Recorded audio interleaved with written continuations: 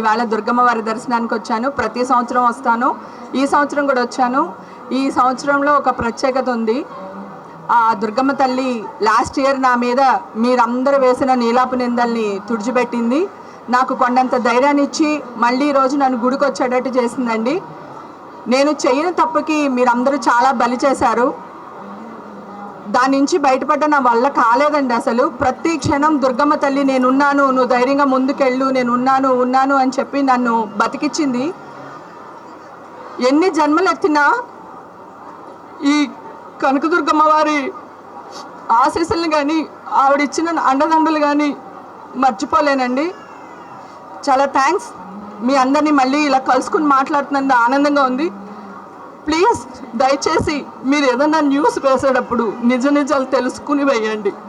మీరందరూ చాలా పెద్దవాళ్ళు, గొప్పవాళ్ళు, చదువుకున్న వాళ్ళు, సంస్కారవంతులు. ప్లీజ్ ఈరోజు గుడిలో ఉండి చెప్తున్నాను, నేను ఏ తప్పు చేయలేదండి. ఓకేనా? Thank you sir, thank you.